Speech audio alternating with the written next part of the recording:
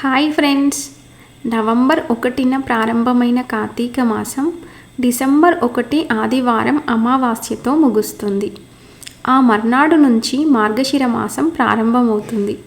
మార్గశిర మాసం మొదటి రోజు వచ్చే పాడ్యమిని పోలి పాడ్యమి లేదా పోలి స్వర్గం అంటారు.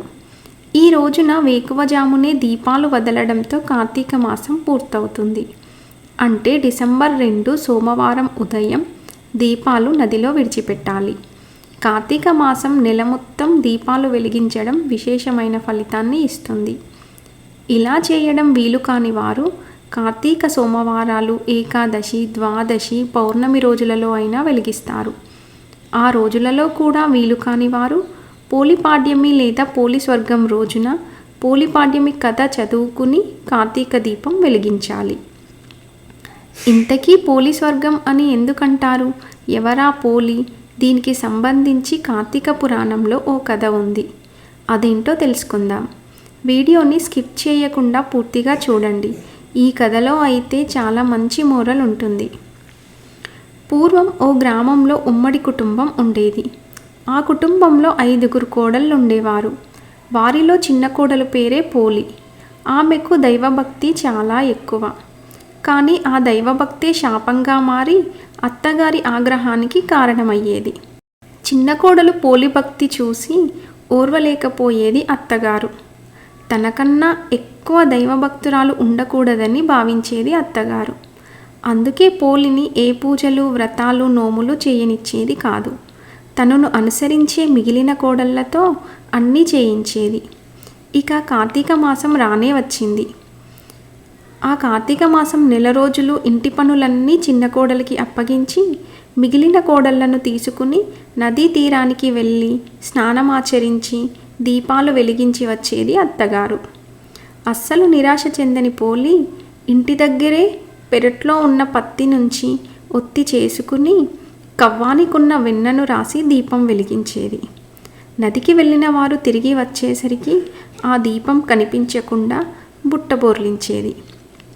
ఇలా కార్తీక మాసం నెల రోజులు దీపం వెలిగించేది. కార్తీక అమావాస్య తర్వాత పాడ్యమి రోజు కూడా ఎప్పటిలానే ఇంట్లో పనులు పూర్తి చేసుకుని దీపం పెట్టింది. ఎన్ని అడ్డంకులు ఎదురైనా భక్తి తప్పని పోలిని చూసి దేవదూతలు దిగివచ్చారు. ఆమెను ప్రాణాలతో స్వర్గానికి తీసుకెళ్లేందుకు సిద్ధమయ్యారు. నదికి వెళ్ళి వచ్చిన అత్తగారు, తోడికోడళ్ళు పుష్పక విమానాన్ని చూసి ఆశ్చర్యపోయారు. తమ భక్తికి మెచ్చి పుష్పక విమానం వచ్చిందనుకున్నారు. కానీ దేవదూతలు పోలిని తీసుకెళ్లేందుకు సిద్ధమయ్యారు. వాళ్ళు కూడా వెళ్ళాలన్న పట్టుదలతో పోలి కాళ్ళు పట్టుకుని వేలాడారు. అయినప్పటికీ ఎలాంటి ఫలితం లేకపోయింది. స్వర్గానికి వచ్చేంత కల్మషం లేని భక్తి పోలికి మాత్రమే ఉందని దేవదూతలు చెప్పారు. కార్తీక మాసం అమావాస్య మర్నాడు వచ్చే పాడ్యమి రోజు దీపం వెలిగించి ఈ కథ చెప్పుకుంటే ఆమెలా స్వర్గానికి చేరుకుంటారని భక్తుల నమ్మకం. ఈ నెల రోజులు ఎలాంటి నియమాలు పాటించకపోయినా పోలి పాడ్యమి రోజు దీపాలు వెలిగిస్తారు. ఇలా చేస్తే కార్తీక మాసం నెల రోజులు దీపారాధన చేసిన ఫలితం దక్కుతుందని భావిస్తారు. పోలి స్వర్గం మన తెలుగువారి కథ. నిష్కల్మషమైన భక్తికి నిదర్శనమే పోలిపాడ్యమి. ఆచరించాల్సిన నియమాలు సక్రమంగా ఆచరిస్తే జరగాల్సిన మంచిని ఎవరూ ఆపలేరన్నదే ఈ కథలోని ఆంతర్యం.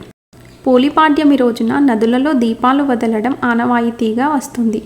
కానీ అవకాశం లేని వారు తులసికోట వద్ద అయినా, దేవుని ముందు అయినా పళ్ళెంలో నీరు పోసుకుని పువ్వులు, తులసి దళాలు వేసి దీపాలు వదులుకోవచ్చు. ఈ వీడియో కనుక మీకు నచ్చినట్లయితే ప్లీజ్ లైక్ చేయండి, షేర్ చేయండి, అలాగే సబ్స్క్రైబ్ కూడా చేయండి. Thank you.